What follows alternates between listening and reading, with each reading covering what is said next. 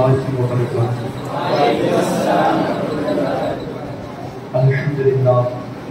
الحمدللہ وکفیٰ وسلام علی حبیبہ الذی اصطفیٰ، اما بعد فاعوذ باللہ من الشیطان الرجیم، بسم اللہ الرحمن الرحیم۔ قد جاءکم من اللہ نور، صدق اللہ العلی العظیم۔ ناد علی مظہر العجائب، تجدہ عونا لک فی النوائب، کل ہم وغم سینجلی بعظمتک یا اللہ، وبنبوتک یا رسول اللہ، وبولایتک یا علی یا علی یا علی۔ غوث اعظم بونے سر و ساما مدد، قبلہ دی مدد، کعبہ ایمان مدد، بگرداب بلا افتاد کشتی، غنیفان شکست رات کشتی، بحق خواجہ عثمان ہارون، مدد کن یا معین الدین چشتی، مدد کن یا معین الدین چشتی، مدد کن یا معین الدین چشتی۔ الحمدللہ ہم اور آپ ماہ رمضان المبارک کے اس مبارک عرصے میں، اس مبارک ساعت میں مصطفیٰ جان رحمت صلی اللہ علیہ وسلم کی سیرت پاک کی محفل میں حاضر آئے ہیں۔ اللہ تبارک و تعالی ہم سب کو یہاں پر آنا قبول فرمائے، اور اس محفل پاک کی برکت سے اللہ ہم سب کو ایک رمضان مبارک مدینہ پاک میں عطا فرمائے۔ آئیے کچھ باتیں سننے اور سنانے سے پہلے اپنے اور ساری کائنات کے مرکز عقیدت حضور رحمت عالم فخر آدم و بنی آدم جناب احمد مجتبیٰ و محمد مصطفیٰ صلی اللہ تعالی علیہ وسلم کی بارگاہ میں جس طریقے سے پڑھا ہوں، میرے ساتھ مل کر پڑھے۔ الصلاۃ والسلام علیک یا رسول اللہ، الصلاۃ والسلام علیک یا حبیب اللہ، وعلی آلک واصحابک یا نور اللہ صلی اللہ تعالی علیہ وسلم۔ گزشتہ محفل میں ہم نے سرور کائنات صلی اللہ علیہ وسلم کے حضرت آمنہ حضرت حلیمہ کے گھر میں پہنچنا اور پھر بیمار بچوں کا حضور کا دست مبارک لگتے ہی شفا پانا، اس تعلق سے بے شمار باتیں سننے اور سنانے کی سعادت حاصل کی تھی۔ اب لوگوں کا حال یہ ہے قبیلہ بنو سعد میں کہ بچے بیمار ہوتے تو حضور کی بارگاہ میں لے کر آتے، حضور کا دست مبارک لگتا، بچے شفا پا جاتے۔ اگر کسی خاتون کا بچہ بہت زیادہ روتا تو وہ خاتون بھی اپنے بچے کو لے کر حضرت دائی حلیمہ کے گھر کے قریب آتی۔ جیسے ہی بچہ دائی حلیمہ کے گھر کو دیکھتا فوراً مسکرانے لگتا، اس لیے کہ اس گھر میں سرور کائنات جلوہ کرتے، اس گھر میں ہمارے آقا موجود ہیں، اس لیے بچے صرف گھر کو دیکھ کر ہی مسکرانے لگتے۔ اب لوگ آ رہے ہیں، بچے بیمار ہیں تو لے کر آ رہے ہیں، کوئی اپنے ساتھ پانی لے کر آتا اور اس نیت کے ساتھ آتا کہ مبارک بچے اس گھر میں موجود ہے، اگر یہ بچے کے دست مبارک، اس کے ہاتھ مبارک پانی میں لگا دیے جائیں گے، پھر یہ پانی میں اپنے مریضوں کو پلائیں گے تو ہمارے مریضوں کو شفا مل جائے گی۔ لوگ پانی لے کر کے آ رہے ہیں۔ اب دائی حلیمہ نے دیکھا کہ قبیلے کی عورتوں کی قطاریں لگ رہی ہے، لائن لگ رہی ہے، لوگ آتے جا رہے ہیں، کوئی بیماروں کو لے کر آ رہا ہے، کوئی پانی لینے کے لیے آ رہا ہے تاکہ ہمارے بچوں کو شفا مل جائے، ہمارے مریضوں کو شفا مل جائے۔ اب دائی حلیمہ نے جب یہ معاملہ دیکھا کہ لوگوں کی قطاریں لگ رہی ہے گھر کے باہر، تو دائی حلیمہ نے اپنے گھر کے آنگن کے اندر ایک بڑا سا گڑھا کھودا اور اپنے قبیلے کا جو تالاب ہے اس تالاب سے پانی لے کر آئی اور اپنے گھر کے باہر ہی گڑھا کھود کر کے اس میں تالاب کا پانی ڈال دیا اور پھر سرور کائنات کو اپنی گود میں اٹھا کر لائی اور میرے مصطفیٰ جان رحمت صلی اللہ علیہ وسلم کے بچپن مبارکہ کے وہ گورے گورے پیر مبارک، گورے گورے پاؤں مبارک دائی حلیمہ نے اس بڑے سے گڑھے کے پانی میں ڈبو دیے۔ اس پانی نے گویا کہ حضور کے قدموں کو بوسہ دے دیا، اس پانی نے حضور کے قدموں کو چوم لیا۔ اب حال یہ ہے دائی حلیمہ کا کہ جب قبیلے کی خواتین آتی کچھ مسئلے لے کر کے کہ ہمارا بچہ بیمار ہے، ذرا پانی میں مبارک کے ہاتھ لگا دو، تاکہ بچے کو شفا مل جائے۔ تو دائی حلیمہ اسی گڑھے سے پانی نکالتی اور خواتین کو دیتی جاتی۔ کوئی بیماری کا معاملہ لے کر آتا کہ فلاں بیمار ہے، تھوڑا پانی مبارک کے ہاتھوں کا دے دو، تو دائی حلیمہ اسی گڑھے سے پانی نکالتی اور پانی خواتین کو دیتی جا رہی ہے۔ اب وہ خواتین پانی لے کر جاتی، تاریخ شاہد و عادل ہے کہ وہ پانی بیماروں کو پلایا جاتا، بیماروں کو بھی شفا مل جایا کرتی۔ اگر وہ پانی کمزور بکریوں کو پلایا جاتا تو کمزور بکریاں بھی فربہ ہو جایا کرتی، حتیٰ کہ جو بکریوں نے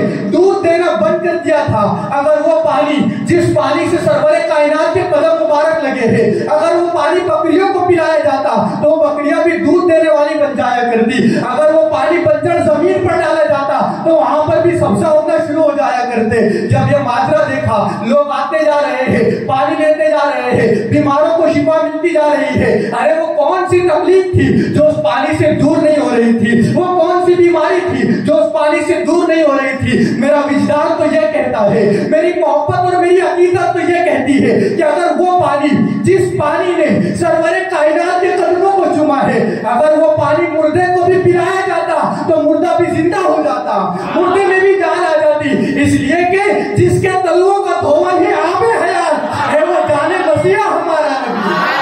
ہے، وہ جان مسیح ہمارا نبی، جس کے تلووں کا دھون ہے آب حیات ہے، وہ جان مسیح ہمارا نبی۔ اگر وہ پانی مردوں کو بھی پلایا جاتا، یقیناً مردوں کو بھی زندگی مل جاتی، مردوں میں بھی جان آ جاتی۔ اب یہاں تو لوگوں کا یہ معاملہ ہے کہ لوگ پانی لینے کے لیے بھی آ رہے ہیں، لوگ لے کر آ رہے ہیں، کوئی پانی لینے کے لیے آتا ہے، کوئی بیمار بچوں کو لے کر آتا ہے اور سب کو شفا بھی مل رہی ہے۔ مصطفیٰ جان رحمت اپنے بچپنے کے عالم میں لوگوں کو شفا بانٹ رہے ہیں، شفا دے رہے ہیں۔ اب ادھر دائی حلیمہ کا حال یہ ہے کہ دائی حلیمہ کے گھر میں بھی برکت ہے، دائی حلیمہ کے بچے میں بھی، بچہ جو بیمار تھا رو رہا تھا، اب وہ بھی شفا پا چکا ہے، اسے بھی برکتیں مل چکی ہے، پورا قبیلہ بھی برکت پا رہا ہے۔ جب تک حضور تشریف نہ لائے تھے، پورے قبیلے کے اندر قحط مسلط تھا، پورے قبیلے کے اندر لوگ غریبی کی چکی میں پیسے جا رہے تھے۔ جب تک حضور نہ آئے تھے، لوگوں پر غربت مسلط تھی، لوگوں کی بکریاں کمزور تھی، لیکن اب سرور کائنات آئے ہیں، قبیلے کے اندر خوشحالی آئی ہے،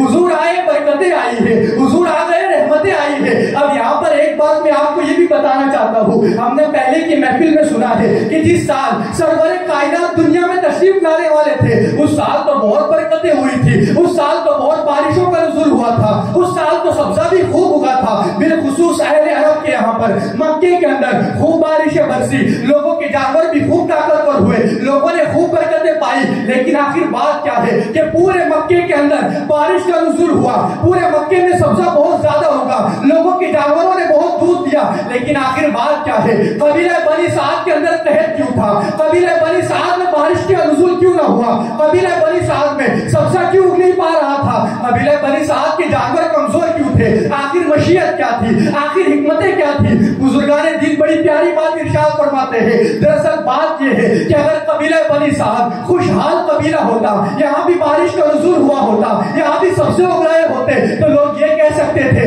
کہ حضور نے تو اس قبیلے میں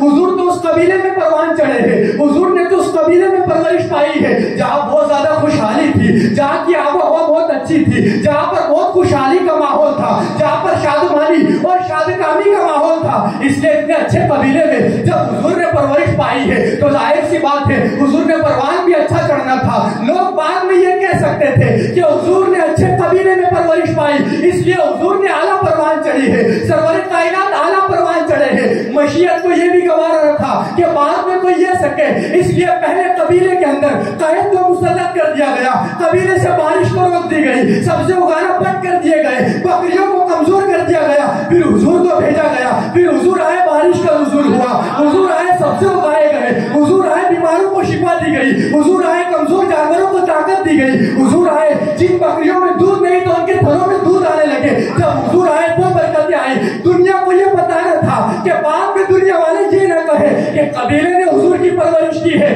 بلکہ ہر کوئی یہی کہے کہ سرور کائنات نے قبیلہ بنو سعد کی پرورش کی ہے، حضور نے قبیلے کو پالا ہے۔ قبیلہ بنی سعد نے حضور کو نہیں پالا، بلکہ حضور نے قبیلہ بنی سعد کو پالا ہے، حضور نے پورے قبیلے کی پرورش کی ہے، حضور نے دائی حلیمہ کی پرورش کی ہے۔ اب جب حضور آئے ہیں قبیلے میں برکتیں آئی ہے، حضور آئے ہیں دائی حلیمہ کے گھر میں برکت آئی ہے، بکریوں میں برکتیں ہوئی ہے، جانوروں میں برکتیں ہوئی ہوئی ہے، سبزوں میں برکتیں ہوئی ہے، بارش کا نزول ہوا ہے۔ یہاں سے ایک بات یہ بھی پتا چلتی ہے کہ دائی حلیمہ کی زندگی بتا رہی ہے، قبیلہ بنو سعد بتا رہا ہے کہ جب تک حضور نہ آئے تھے ہم پر غریبی مسلط تھی، لیکن جب حضور آئے برکتیں آ گئی ہے، جب حضور آئے رحمتیں آئی ہے۔ آج ہم بھی غریبی کی چکی میں پیسے جا رہے ہیں، آج ہم پر بھی تکلیفیں ہیں، ہم پر بھی پریشانیاں ہیں۔ دائی حلیمہ بتا رہی ہے مجھ پر پریشانی تھی، میں حضور کو ساتھ لے کر آئی، میری پریشانیاں دور ہو گئی۔ تم بھی اپنے گھروں میں نظام مصطفیٰ قائم کر لو، تمہارے گھروں میں بھی برکتیں آ جائیں گی، تمہارے گھروں میں بھی رحمت آئیں گی۔ تم اپنے گھروں میں سنت مصطفیٰ لے کر کے آ جاؤ، تم اپنے گھروں میں نظام مصطفیٰ لے کر آؤ، تم اپنے گھروں میں شریعت مصطفیٰ لے کر آؤ،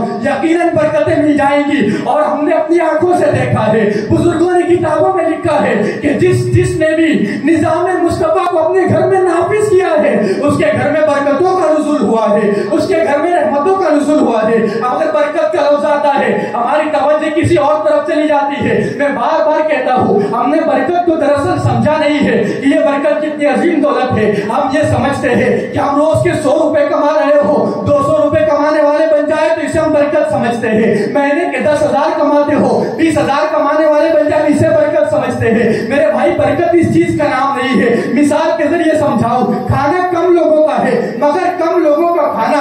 زیادہ لوگوں میں کافی ہو جائے، زیادہ لوگوں کو مل جائے، برکت اسے کہتے ہیں۔ دولت کم ہو مگر کم دولت میں زیادہ لوگ پرورش پالے، برکت اسے کہتے ہیں۔ برکت یہ نہیں کہ 100 روپے کے 200 روپے ہو جائے، برکت یہ ہے کہ 100 روپے ہو مگر 100 روپے میں زیادہ لوگوں کی پرورش ہو جائے، زیادہ لوگ اس سے اپنا فائدہ حاصل کر سکے، برکت اسے کہتے ہیں۔ اگر اور آسان سمجھنا ہے تو آؤ میرے امام اعلیٰ حضرت کو دیکھیں۔ بظاہر اعلیٰ حضرت کی زندگی کم ہے مگر میرے امام نے اپنی مختصر سی زندگی میں وہ کام انجام دیے ہیں جو لوگ صدیوں میں انجام نہ دے سکے۔ تو جواب ملے گا اعلیٰ حضرت نے 63 سالہ زندگی میں یا 65 سالہ زندگی میں اتنے بڑے کارنامے کیسے انجام دیے؟ تو جواب ملتا ہے جب اعلیٰ حضرت کی زندگی میں برکت ہو گئی تو اعلیٰ حضرت نے بڑے بڑے کارنامے انجام دیے۔ جب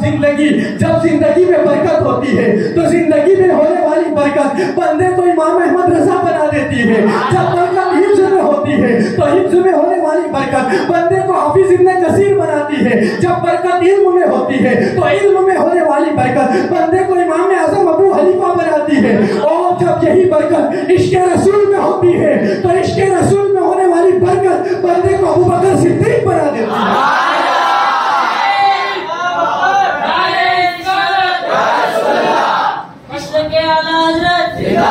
جب برکت عشق میں ہوتی ہے تو بندے کو صدیق اکبر بناتی ہے۔ بیل کے بعد دور نہ نکل جائے، جب ہمارے گھروں میں نظام مصطفیٰ قائم ہو جائے گا، جب ہم سب شریعت مصطفیٰ پر عمل کرنے والے بن جائیں گے، اب یقین جانے برکتیں ہمارے گھر میں آئیں گی، رحمتوں کا نزول ہمارے گھر میں ہوگا۔ بیل کے جب دائی حلیمہ حضور کو لے کر آئی، گھر میں برکتیں آ گئی، گھر میں رحمتیں آ گئی۔ اب ادھر دوسری طرف معاملہ یہ ہے، دائی حلیمہ کہتی ہے کہ میں نے دیکھا کہ حضور صلی اللہ علیہ وسلم بچپنے کے عالم میں ہے، میں دیکھتی ہوں کہ حضور اپنے جھولے کے اندر ہے اور حضور مسکراتے ہوئے آسمان میں چاند سے باتیں کرتے نظر آ رہے ہیں، حضور چاند سے باتیں کر رہے ہیں۔ پھر دائی حلیمہ کہتی ہے جسے القصائص الکبریٰ میں بھی لکھا گیا ہے، فرماتی ہے دائی حلیمہ فرماتی ہے کہ حضور کبھی مسکرا کر چاند سے باتیں کرتے اور کبھی کبھی ایسا ہوتا کہ حضور باتیں کرتے کرتے آسمان میں چاند کی طرف اشارہ کرتے، جہاں جہاں حضور اپنی انگلی سے اشارہ کرتے چاند بھی اس طرف جھکتا نظر آتا،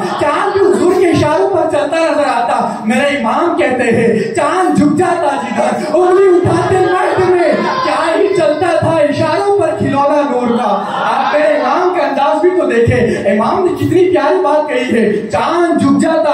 جدھر انگلی اٹھاتے مہد میں، کیا ہی چلتا تھا اشاروں پر کھلونا نور کا۔ امام کے شعر کو پڑھے تو حضور کی زندگی سمجھ میں آتی ہے۔ میرے پیارے آقا علیہ السلام کے پیارے دیوانوں، اور اسی بات کو آسانی سے سمجھنا ہے تو آپ دیکھیں بچے عام طور پر باتیں کرتے ہیں، بچوں کا طریقہ یہ ہوتا ہے کہ بچے کسی بھی بے جان چیز کو دیکھ کر بات کرنے لگتے ہیں۔ بچے کبھی کبھی دیواروں کو دیکھ کر باتیں کرتے ہیں، کبھی کپڑا ہلتا ہے، پردہ ہلتا ہے تو بچے اس پردے کو دیکھ کر بھی باتیں کرنے لگتے ہیں۔ گویا کہ بچے کسی بھی چیز سے باتیں کرنا شروع کر دیتے ہیں، لیکن بچوں کی باتیں جو ہوتی ہے وہ یک طرفہ ہوتی ہے، یعنی صرف بچے ہی باتیں کرتے ہیں، ایک طرفہ باتیں ہوتی ہے۔ لیکن سرور کائنات کی عظمتوں پر قربان میرے آقا باتیں کرتے ہیں، کیسی باتیں کرتے ہیں؟ آؤ حضرت عباس سے پوچھو، کون حضرت عباس؟ یہ میرے نبی کے چچا ہے رشتے میں، یہ وہی حضرت عباس ہے کہ ایک مرتبہ کسی نے حضرت عباس سے پوچھا کہ جناب عباس عمر میں آپ بڑے ہیں یا حضور بڑے ہیں؟ تو حضرت عباس مسکراتے ہوئے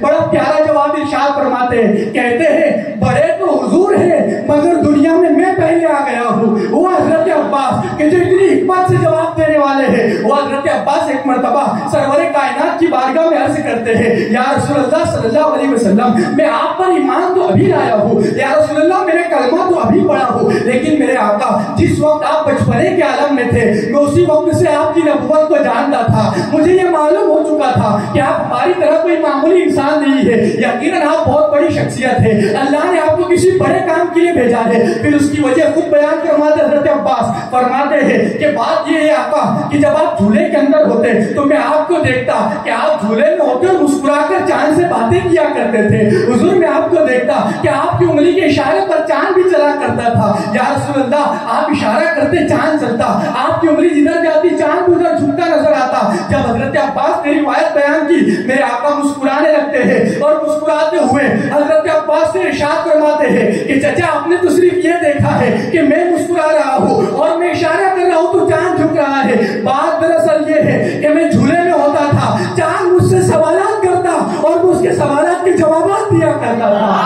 عام طور پر بچے باتیں کرتے ہیں، بچوں کے بات یک طرفہ ہوتی ہے، لیکن سرور کائنات کی عظمت پر قربان چاند سوالات کر رہا ہے، حضور جوابات دے رہے ہیں، گویا کہ حضور چاند کی زبان بھی جانتے ہیں، حضور چاند کی باتیں بھی سنتے ہیں۔ اس پر بس نہیں، آگے میرے آقا ارشاد فرماتے ہیں کہ چچا آپ نے تو صرف اتنا دیکھا ہے، بات یہ ہے کہ اس وقت بھی جب چاند عرش اعظم کے نیچے اپنے رب کا سجدہ کرتا تھا اور سجدے میں جو تسبیح پڑھتا تھا، میرے آقا فرماتے جھولے میں رہ کر میں چاند کے سجدے کی تسبیح بھی سن لیا کرتا تھا، سجدے میں جو چاند تسبیح پڑھا کرتا تھا حضور فرماتے میں اس کی تسبیح بھی سن لیتا تھا۔ آپ اندازہ فرمائے جو پیغمبر جھولے میں رہ کر کے چاند کی تسبیح کو سن سکتے ہیں، یقیناً وہ پیغمبر آج ہم غلاموں کے درود کو بھی سن لیتے ہیں، آج وہ ہمارے سلام کو بھی سن لیتے ہیں۔ ہم یہاں سے پکارے وہاں وہ سنے، مصطفیٰ کی سماعت پہ لاکھوں سلام، مصطفیٰ کی سماعت پہ لاکھوں سلام۔ یہ سرور کائنات کے بچپن ہے۔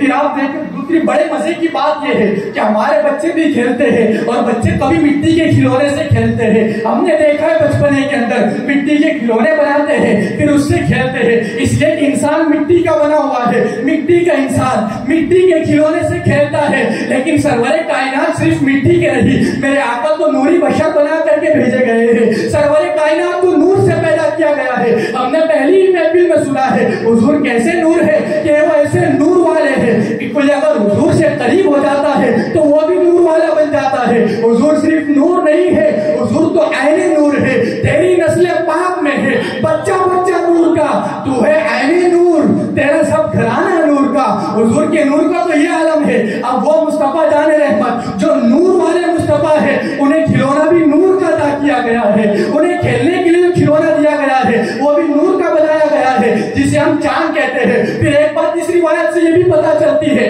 میرے آقا فرماتے چاند عرش اعظم کے نیچے سجدہ کرتا ہے تو میں اس کے سجدے میں جو تسبیح پڑھتا ہے اس کی تسبیح کو آواز بھی سن لیتا ہوں۔ آپ اندازہ کریں وہ چاند ہے، اتنی بلندی پر ہے، اتنا خوبصورت اللہ نے اس کو بنایا ہے، لیکن اس کے باوجود بھی وہ چاند سجدوں سے دور نہیں ہے، وہ چاند سجدوں سے غافل نہیں ہے۔ مگر آج ہم زمین پر رہنے والے، ہمیں پیدا عبادت کے لیے کیا گیا، مگر آج ہم نے سجدہ چھوڑ دیا ہے۔ دیوانوں چاند بتا رہا ہے کہ میں چاند ہو کر سجدہ کرتا ہوں، تم انسان ہو کر سجدہ نہیں کرتے، آؤ سجدوں کے پابند بن جاؤ۔ میرے پیارے آقا علیہ السلام کے پیارے دیوانوں، پھر ادھر دوسری طرف معاملہ یہ ہے، دائی حلیمہ کہتی ہے، بس آخری بات عرض کرو، دائی حلیمہ کہتی ہے کہ اور بچے ایک سال میں جتنا پروان چڑھتے ہیں، میں نے مبارک کو دیکھا ہے کہ اور بچے ایک سال میں جتنا پروان چڑھتے ہیں، یہ بچہ ایک مہینے میں اتنا پروان چڑھ جاتا ہے، اور بچہ بچے ایک مہینے میں جتنا پروان چڑھتے ہیں یہ مبارک ایک ہفتے میں اتنا پروان چڑھ جاتے ہیں، اور بچے ایک ہفتے میں جتنا پروان چڑھتے ہیں